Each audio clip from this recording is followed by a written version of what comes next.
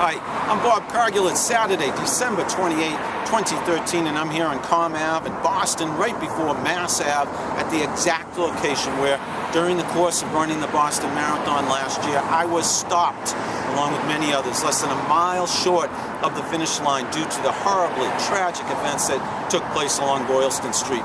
As disappointed as I was to have my journey interrupted, as soon as I knew what was going on, all I could think of were all the innocent victims of those two violent explosions and how their lives had not just been interrupted but changed forever in such an awful way.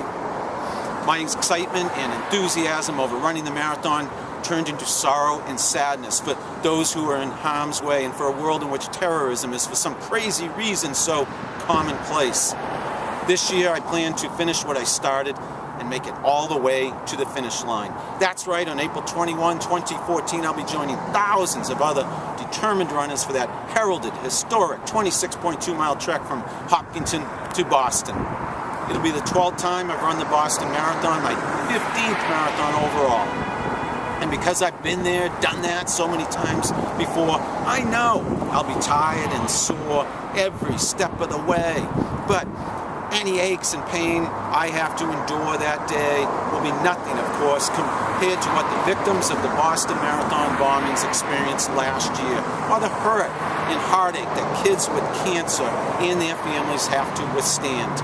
Yes, I'll be running the Boston Marathon this year with the bombing victims on my mind, and for the kids who stay at Christopher's Haven with their families while they are being treated for cancer in a Boston hospital. Christopher's Haven is a ridiculously cool non-profit organization that was founded in 2001 by a ridiculously cool guy, Dan Olson.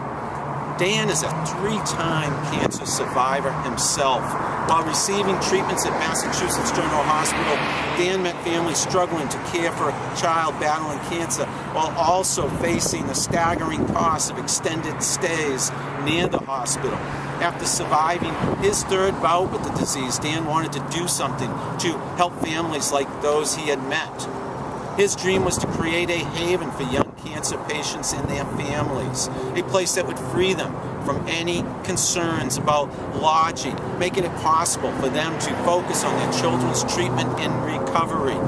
In Christopher's Haven, Dan's dream came true. So this year's Boston Marathon will be extra special for me. The victims of last year's bombings will be on my mind every step of the way. You can count on that.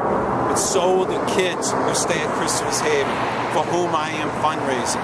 To give to this awesome nonprofit organization, please visit my fundraising page at firstgiving.com/fundraiser/Bob Cargill, where you can make a secure online donation, or you can donate by check. Just make it payable to Christopher's Haven and mail it to me at 33 Oakwood Avenue, Sudbury, Mass. 01776.